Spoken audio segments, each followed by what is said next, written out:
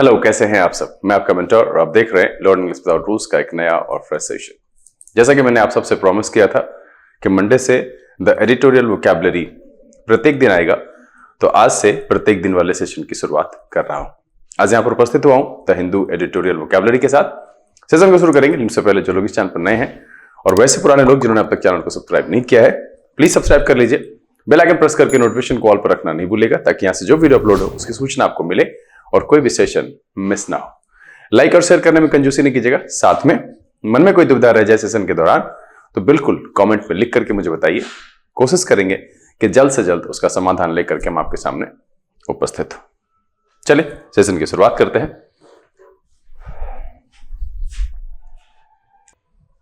Learn English without rules के session में एक बार फिर से आप सबका तहे दिल से स्वागत है। उम्मीद है आप सब तैयार हैं। तो चलिए फटाफट सेशन की शुरुआत करते हैं और सीखते हैं कुछ नए वर्ड्स। चलिए सबसे पहले आपको पता ही है वर्ड ऑफ द डे की बारी है। आज का जो वर्ड है वो है स्ट्रॉमैन। स्ट्रॉमैन एक नाउन की तरह इस्तेमाल होता है और स्ट्रॉमैन का मतलब क्या है? An argument, claim or opponent that is inverted in order to win or create an argument. या फिर दूसरा जो मीनिंग है वो सबसे इंपॉर्टेंट समझिए, someone of an imaginary person who is used to hide an illegal or secret activity. क्या है? Someone of an imaginary person who is used to hide an illegal or secret activity.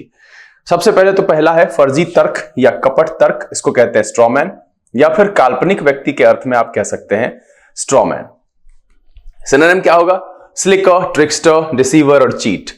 Honesty and truthfulness, इस एक अर्थ में हम इसके जो है एंटोनिम के तौर पर रख सकते हैं। सिनोनिम की बात करें slicker, trickster, deceiver and cheat. Antonym की बात करें ऑनेस्टी एंड ट्रूथफुलनेस, स्ट्रॉमैन के एंटोनिम के तौर पर रखा जा सकता है। एग्जाम्पल देख लेते हैं। The fraud depended on hundreds of bank accounts being opened on behalf of straw man।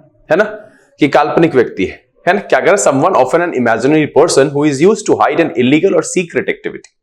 कोई ऐसा जो कि often imaginary होता है, जिसका इस्तेमाल किया जाता है किसी illegal एक्टिविटी को, secret एक्टिविटी को छुपाने के लिए। उसी पर है the fraud depended on hundreds of bank accounts being opened on behalf of straw man। तो स्ट्रॉमैन का पहला जो मीनिंग है फर्जी तर्क, कपट तर्क, या फिर कोई काल्पनिक व्यक्ति, वैसा व्यक्ति जो कि किसी इलीगल एक्टिविटी या सीक्रेट एक्टिविटी को छुपाने के लिए यूज किया जाता है ना। Someone of an imaginary person who is used to hide an illegal or secret activity, इस अर्थ में हम यूज करते हैं स्ट्रॉमैन का। चलिए अब सेशन की तरफ बढ़ते हैं। पहला वर्ड सेशन में जो आज है वो है स्टीप। ये एडजेक्टिव की तरह इस्तेमाल होता है।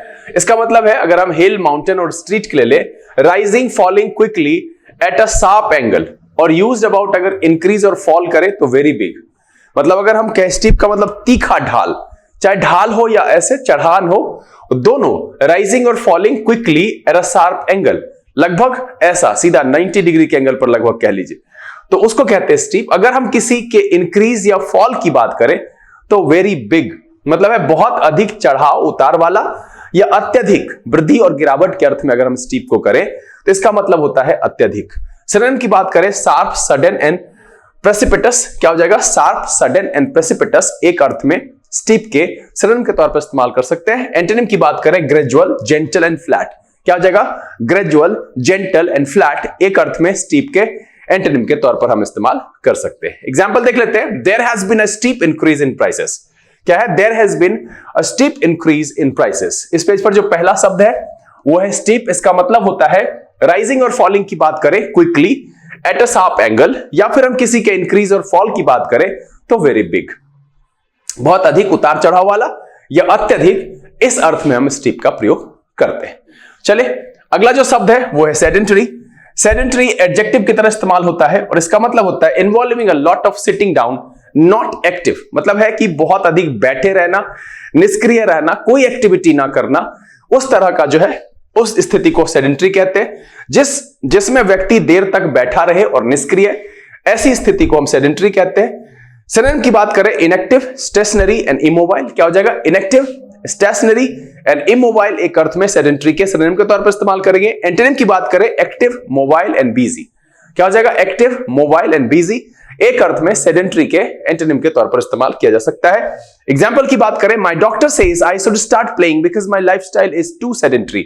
माई doctor says I should start playing because my lifestyle is too sedentary. इस पेज पर जो दूसरा शब्द है वो है सेडेंट्री, मतलब होता है involving a lot of sitting down, not active, निष्क्रिय, जहां पर बहुत अधिक देर तक व्यक्ति बैठा रहे, वैसी एक्टिविटी को, वैसे लाइफस्टाइल को आप सेडेंट्री लाइफस्टाइल कह सकते हैं। ठीक है, चलिए अगला जो शब्द है वो है एड।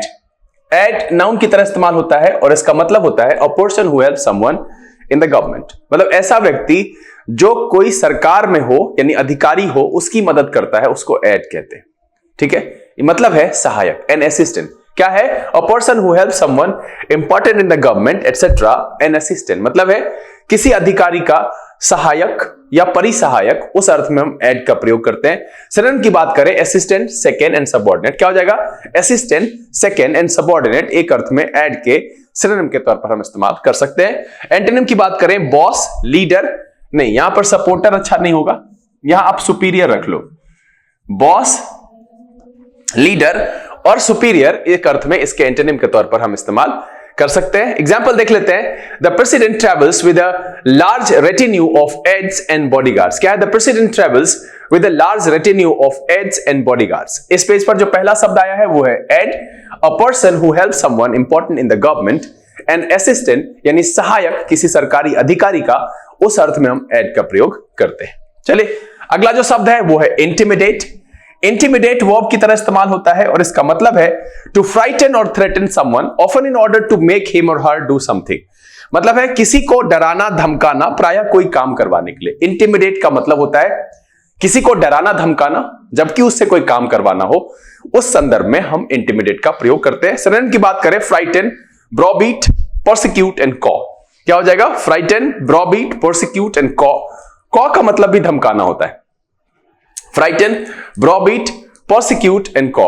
अब आप सब काउ का दूसरा मीनिंग जो आप जानते हो कमेंट में लिख करके बताइएगा, क्या किन किन को पता है। ठीक है, फ्राइटन, ब्रॉबीट, प्रोसिक्यूट एंड कॉ।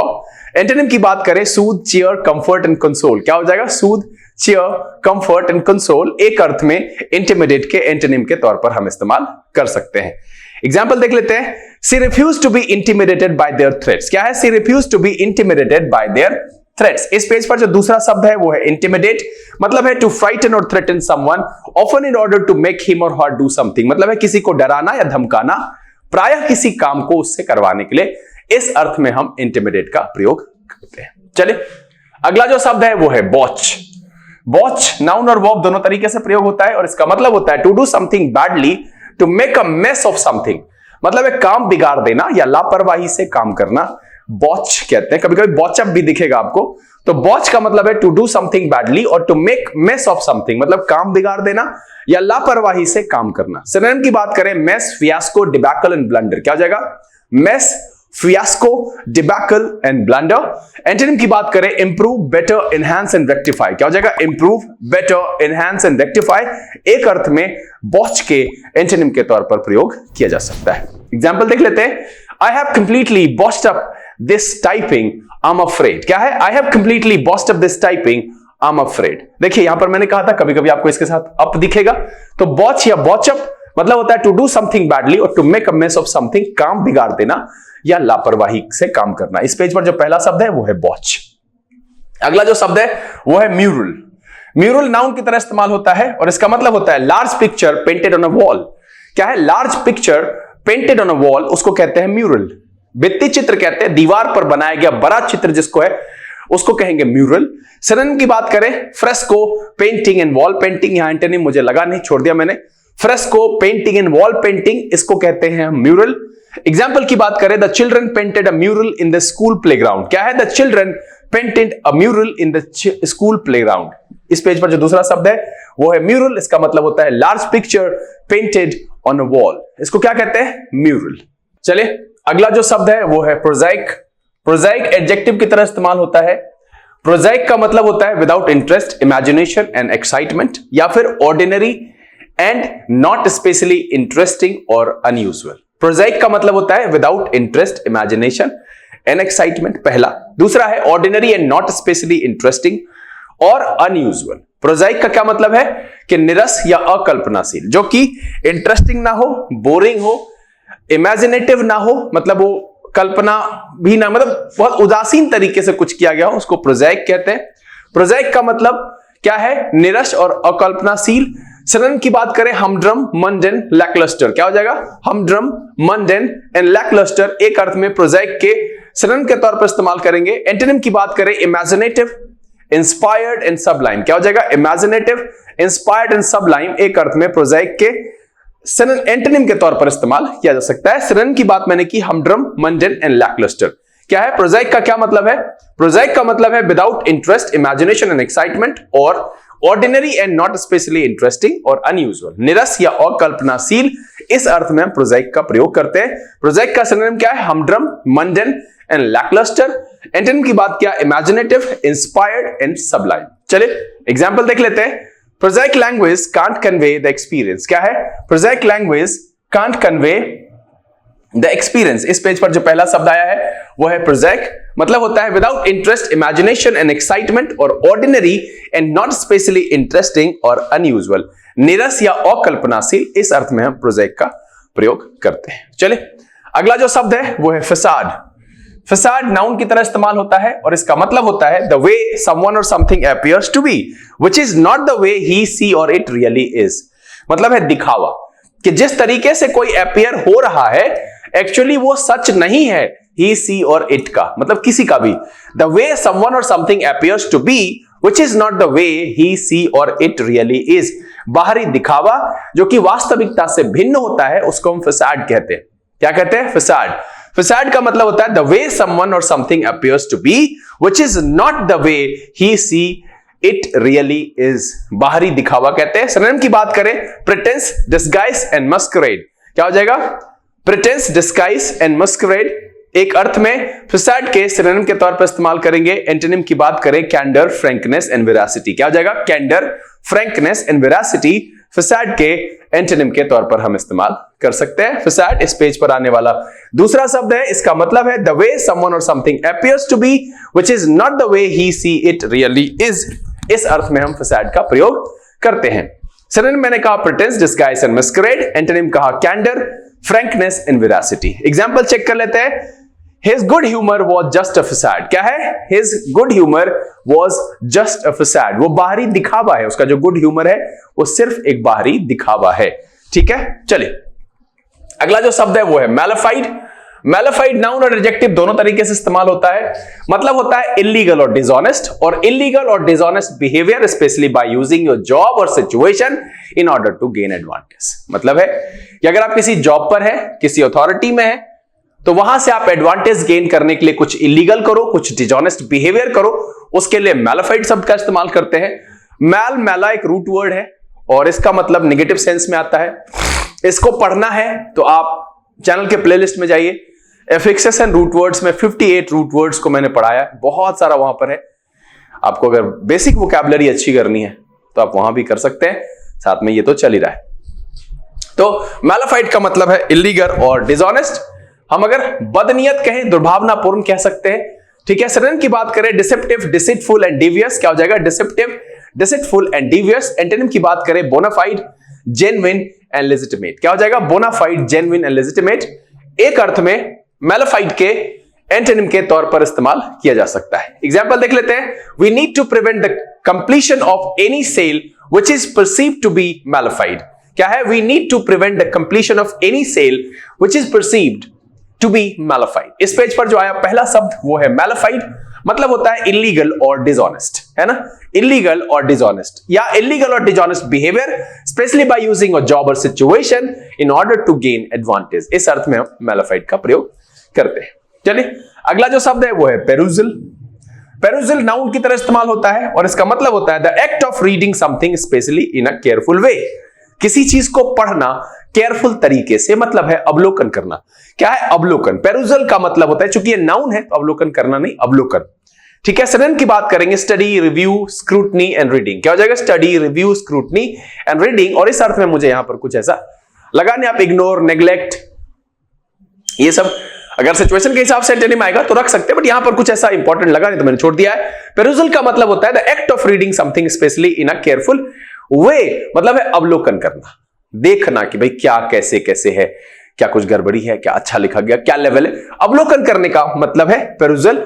Synonym study, review, scrutiny and reading. Example देख लेते हैं। The agreement was sign after careful perusal. क्या है? The agreement was sign after careful perusal. चले अगला जो शब्द है वो है सैटिरिकल। सैटिरिकल एडजेक्टिव की तरह इस्तेमाल होता है। सैटिरिकल का मतलब होता है criticising people or ideas in a humorous way, especially in order to make a political point. मतलब है उपहासपूर्ण या व्यंग्यपूर्ण के अर्थ में हम सैटिरिकल का प्रयोग करते हैं। सिनोनिम की बात करें, आयरनिक, सार्कास्टिक एंड सार्डोनिक। क्या हो जाएगा? आयरनिक, सार्कास्टिक एंड सार्डोनिक एक अर्थ में सैटिरिकल के सिनोनिम के तौर पर हम इस्तेमाल कर सकते हैं। एंटोनिम की बात करें, काम, काइंड, माइल्ड, नाइस एक अर्थ में सैटिरिकल के एंटोनिम के तौर पर इस्तेमाल किया जा सकता है। इस पेज पर जो पहला शब्द आया है वो है सैटिरिकल, मतलब होता है criticising people or ideas in a humorous way, especially in order to make a political point. इस अर्थ में हम सैटिरिकल का प्रयोग करते हैं। एग्जाम्पल देख लेते हैं। The movie is a dry satirical comedy set among the social elite of New Delhi. The movie is a dry satirical comedy set among the social elite of New Delhi. इस page पर जो पहला शब्द आया है वो है satirical, मतलब होता है criticizing people or ideas in a humorous way, especially in order to make a political point. उपहासपूर्ण या व्यंग्यपूर्ण इस अर्थ में प्रयोग किया जाता है। चलिए अगला जो शब्द है वो है लिंच। लिंच वर्ब की तरह इस्तेमाल होता है और बहुत ही कॉमनली यूज्ड है। इन दिनों तो मॉब लिंचिंग खूब सुने होंगे आप। लिंच का मतलब होता है, अगर हम यूज कर रहे हैं, used about a crowd of people to kill someone who is thought to be guilty of a crime, usually by hanging him or her without a legal trial in a court of law. मतलब है बिना विधिवत न्याय के दंड देना, अन्याय युक्त दंड देना, विशेष करके लटका देना, भीड़ द्वारा किसी को भी हैंग कर देना किसी लीगल ट्रायल के बिना, उसको कहते हैं लिंच। अगर हम सिनोनिम की बात करें, किल, हैंग, गिबेट एंड मर्डर एक अर्थ में इसके सिनोनिम के तौर पर रख सकते हैं। एंटोनिम मुझे उस संदर्भ में समझ में नहीं आया। To kill someone who is thought to be guilty of crime, usually by hanging him or her without a legal trial in a court of law, उसके लिए हम यूज करते हैं लिंच, है ना। बहुत ही कॉमन है लिंचिंग, यूज करते हुए आपने सुना होगा कई जगह पर, न्यूज़पेपर में भी। ठीक है, एग्जाम्पल देख लेते हैं। The accused killer was lynched by an angry mob. क्या हो जाएगा? The accused killer was lynched by an angry mob। इस पेज पर जो दूसरा शब्द आया है वो है लिंच। लिंच का मतलब है to kill someone who is thought to be guilty of a crime, usually by hanging him or her without a legal trial in a court of law। इस अर्थ में हम लिंच का प्रयोग करते हैं, बिना विधिवत न्याय के दंड देना या अन्याय युक्त दंड देना। चलिए अगला जो शब्द है वो है एबट। एबट वर्ब की तरह इस्तेमाल होता है और इसका मतलब होता है, अगर हम जमीन और बिल्डिंग के लिए कहें तो to be next to something or to have one side touching the side of something. मतलब है बहुत निकट सटा हुआ होना, लगा हुआ होना, मतलब किसी के नेक्स्ट और एक साइड से दूसरा साइड सट रहा हो, सटा हुआ होना, लगा हुआ होना, इस अर्थ में हम एबट का प्रयोग करते हैं। सिनोनिम की बात करें, adjoin, join, touch and flank. क्या हो जाएगा? Adjoin, join, touch and flank एक अर्थ में एबट के सिनोनिम के तौर पर इस्तेमाल कर सकते हैं। एंटोनिम की बात करें, सेपरेट, डिसजॉइन एंड डिटैच। क्या हो जाएगा? Separate, disjoint and detach Abbott के एंटोनिम के तौर पर प्रयोग किया जा सकता है। एग्जाम्पल देख लेते हैं। हिज लैंड एबट्स ऑनटू अ रोड। क्या है? हिज लैंड एबट्स ऑनटू अ रोड। इस पेज पर जो पहला शब्द आया है वो है एबट, मतलब होता है of land and building, to be next to something or to have one side touching the side of something. सटा हुआ होना, लगा हुआ होना, इस अर्थ में हम एबट का प्रयोग करते हैं। अगला जो शब्द है वो है प्लेथोरा। प्लेथोरा नाउन की तरह इस्तेमाल होता है और इसका मतलब होता है very large amount of something, usually more than is needed or can be used. क्या है? अ very large amount of something, usually more than is needed or can be used. मतलब है कि इतनी मात्रा जो कि यूज से बहुत ज्यादा हो। मतलब क्या है? आवश्यकता से अधिक, भरमार, प्रचुरता या बाहुल्यता या बहुलता, उस अर्थ में हम इसका प्रयोग करते हैं प्लेथोरा का। A very large amount of something, usually more than is needed or can be used. Synonym की बात करें, excess, abundance, plenty and surplus. क्या हो जाएगा? Excess, abundance, plenty and surplus एक अर्थ में प्लेथोरा के सिनोनिम के तौर पर हम इस्तेमाल कर सकते हैं। एंटोनिम की बात करें, dearth, lack, paucity and scarcity. क्या हो जाएगा? Dearth, lack, paucity and scarcity एक अर्थ में प्लेथोरा के एंटोनिम के तौर पर इस्तेमाल किया जा सकता है। एग्जाम्पल देख लेते हैं। कह रहा है, the plethora of regulations is both contradictory and confusing। क्या है? The plethora of regulations is both contradictory and confusing. इस पेज पर जो दूसरा शब्द है वो है प्लेथोरा, मतलब होता है very large amount of something, usually more than is needed or can be used, आवश्यकता से अधिक होना, प्रचुर, भरमार, इस अर्थ में हम यूज करते हैं प्लेथोरा का। चले, सेशन का 15वां और आखिरी शब्द है विल्ड। विल्ड एडजेक्टिव की तरह इस्तेमाल होता है। इसका मतलब होता है to have and use power, authority etcetera, or to hold and be ready to use a weapon, मतलब है शक्ति, अधिकार आदि रखना और उनका प्रयोग करना, या किसी हथियार को होल्ड करना और चलाने के लिए तैयार होना, उसके लिए हम विल का प्रयोग करते हैं। सिनोनिम की बात करें, exert, employ, apply and exercise. Exert, employ, apply and exercise एक अर्थ में विल के सिनोनिम के तौर पर हम इस्तेमाल कर सकते हैं। एग्जाम्पल देख लेते हैं। She wills enormous power in the company। क्या है? She wills enormous power in the company। इस सेशन में जो 15वां और आखिरी शब्द है वो है willed, मतलब होता है to have and use power, authority etc, और to hold and be ready to use a weapon, मतलब है शक्ति, अधिकार आदि रखना और उसका प्रयोग करना। इस अर्थ में हम will का प्रयोग करते हैं। She wills enormous power in the company। चलिए, यहां पर तो सेशन समाप्त हुआ, लेकिन आज के सेशन में 2 बोनस है जो कि उसी एडिटोरियल में था, ईडियम। पहला है go to the extra mile. Go to the extra mile एक ईडियम है। हां, जाते जाते थोड़ा सा देख लीजिए, सवाल इस पर बहुत आता है। Make a special effort to achieve something. इसका मतलब होता है कि अधिक प्रयास करना, अतिरिक्त प्रयास करना किसी चीज को अचीव करने के लिए। गो द एक्स्ट्रा माइल का मतलब होता है make a special effort to achieve something. Go the extra mile का मतलब क्या होता है कि अधिक प्रयास करना, किसी चीज को पाने के लिए अत्यधिक प्रयास करना। क्या है? Make a special effort to achieve something. Go the extra mile का मतलब है make a special effort to achieve something. इस अर्थ में हम इस्तेमाल करते हैं गो द एक्स्ट्रा माइल। ठीक है। State regulators will go the extra mile to ensure that this settlement is as investor friendly as possible. है ना? क्या है कि गो द एक्स्ट्रा माइल का मतलब क्या है? Make a special effort to achieve something, अधिक प्रयास करना। State regulators will go the extra mile to ensure that this settlement is a investor friendly as possible. This settlement is as investor friendly as possible. चलिए, दूसरा जो है give teeth to, ये भी idiom है। इसका मतलब होता है to make something stronger or more effective, specially a rule or piece of legislation. To make something stronger or more effective, specially rule or piece of legislation, मतलब है मजबूत बनाना, प्रभावी बनाना। किसको? नीति, नियम या योजना। इसको मजबूत या प्रभावी बनाने के लिए हम कहते हैं गिव टीथ टू। इस अर्थ में प्रयोग किया जाता है to make something stronger or more effective, specially a rule or piece of legislation. Example देख लेते हैं। The mayor needs to give teeth to these new parking restrictions or no one will take them seriously। क्या है? The mayor needs to give teeth to these new parking restrictions or no one will take them seriously। यहां पर क्या है? Give teeth to का मतलब है to make something stronger or more effective, especially a rule or piece of legislation। मतलब है मजबूत बनाना, प्रभावी बनाना।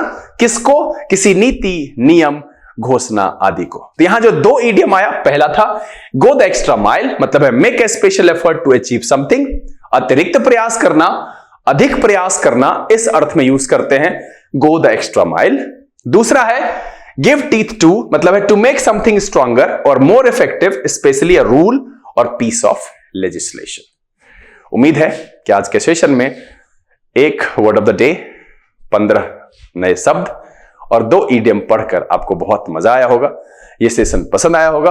अगर ये वीडियो अच्छा लगा तो सबसे पहले तो लाइक करना नहीं भूलिएगा, और पसंद आया है तो प्लीज लाइक कर दीजिए।